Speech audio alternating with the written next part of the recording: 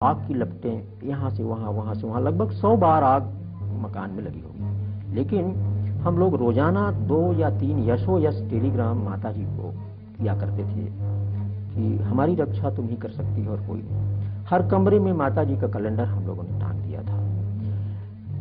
तो 13 फरवरी को वहां से एक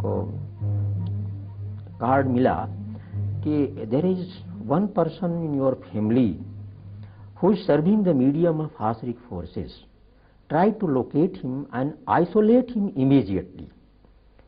सचमुच में हम लोगों ने उसका पता लगा लिया कि एक लड़का था, बार बार वो आग आग आग लगी, आग लगी, वो चिल्लाता था। उसको हम लोगों ने पकड़ा, वो अपने ही परिवार का था। उसको ले जा करके पूछताछ की और ये मालूम हुआ, उसको अलग किया रातों रात और आग लगना बंद हुआ।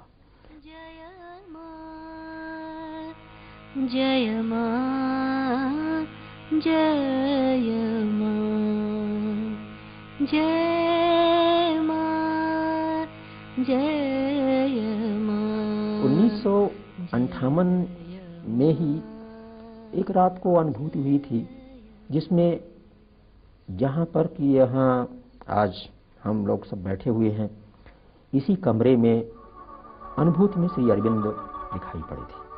उनके साथ 7-8 लोग थे जो विभिन्न देशों से आए हुए थे और इसी चबूतरे के ऊपर श्री अरविंद विराजमान थे। और यहाँ से ही सावित्री का कुछ पाठ हुआ था। वहाँ पर एक दूसरे का परिचय श्री अरविंद ने कराया था और ऐसा संकेत मिला था उस अनुभूति में कि यहाँ एक मंदिर बनना है और चेतना की एक नई नर्सरी यहाँ से तैयार होगी। ये कार्य इस स्थान को सौंपा गया था। फिर श्री अरविंद यहाँ चले गए और उसी समय ये मंदिर सबसे पहली बार एक सूक्ष्म भौतिक जगत में दिखाई पड़ा था। फिर ये मंदिर दोबारा सन 63-64 में दिखाई पड़ा, फिर से इसी स्थान पर कि यहाँ बना हुआ है।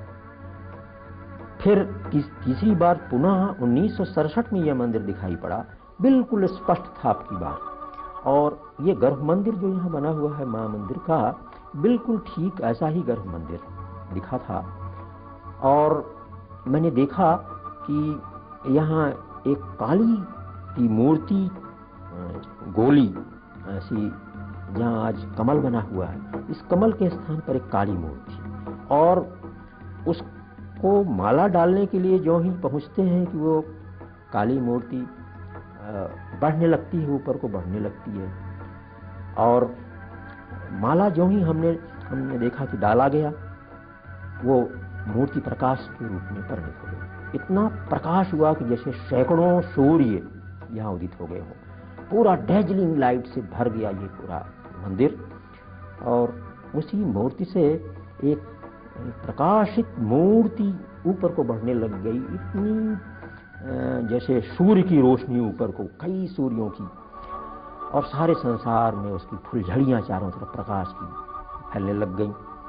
और उसी प्रकाश के भीतर से माता जी का एक स्वरूप दिखाई पड़ा, बिल्कुल जाज्वल्यमान सफेद, उज्ज्वल, और लेकिन उस बड़ा घनीभूत था उसके अंदर। उसको दर्शन करते ही हम सब लोग धन्य हो गए। जब जागृत चेतना में लौटे तो उसको कागज में पूरा स्केच हमने उसको बना लिया। इस स्केच को माता जी पांडिचेरी के पास भेजा और उनसे ये पूछा कि आखिर ये क्या देखा हमने इस रात्रि को।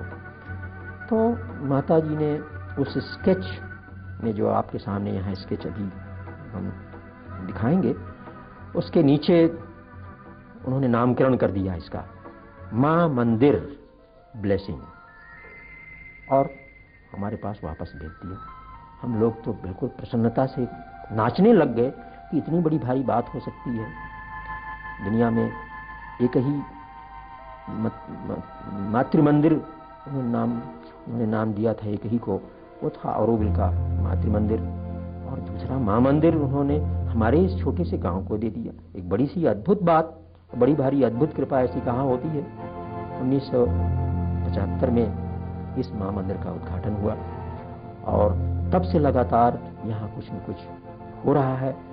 और एक तरफ तो यहाँ भौतिक क्रांति हो रही है, ये गांव मध्य प्रदेश के मानचित्र में आ ही चुका है भौतिक रूप में, लेकिन आध्यात्मिक रूप में भी इसकी शोहरत हो रही है सारे प्रदेश के अंदर। अब स्थिति ये है इस गांव की कि लोगों के पास ट्रैक्टर हैं, लोगों के पास जीप हैं और मोटरसाइकिलें हैं, पढ़े लिखे लोग हैं, यहाँ बड़े बड़े पदों पर भी यहाँ के लोग हैं। और अब स्थिति ये पैदा हो गई कि यहाँ जो मजदूरी करने जाया करते थे वो भी मजदूर तलाशते हैं और यहाँ एक भी मजदूर नहीं बचे हैं। और मैं ये समझता हूँ कि यहाँ माँ की कृपा का ही ये परिणाम है और अन्य गांवों में इस तरह का विकास अभी नहीं हुआ है जिस तरह से यहाँ है। समय के साथ साथ श्री अरविंद ग्राम साधकों की साधना का केंद्र बना और उनकी पतवार बनी ज्ञान से ओत-प्रोत पुस्तकें जो यहाँ के पुस्तकालय में संग्रहित है। तो साधना करने वालों के लिए कुछ साहित्य चाहिए, तो पूरा यहाँ श्री अरविंद और माँ का साहित्य तो है ही, साथ ही यहाँ श्री रामकृष्ण परमहंस, विवेकानंद, स्वामी राम के वेदों का पूरा यहाँ संकलन है, तो उपनिषदों का पूरा संकलन है, पुराणों का यहाँ संकलन है, गीता के जितने भी हैं वो सब यहाँ उपलब्ध हैं। और जितना भी यहाँ आश्रम हैं लगभग सभी आश्रमों के साहित्य यहाँ उपलब्ध हैं। श्री माँ ने बच्चों के व्यक्तित्व के पूर्ण विकास के लिए शिक्षा की पंच पक्षीय पद्धति का स्वरूप बनाया। ये है शारीरिक, प्राणिक, मानसिक, चैतिक और आध्यात्मिक। श्री अरविंद ग्राम का ये स्कूल इन्हीं पंच पक्षों को ध्यान में रखकर बच्चों को शिक्षा प्रदान करता है।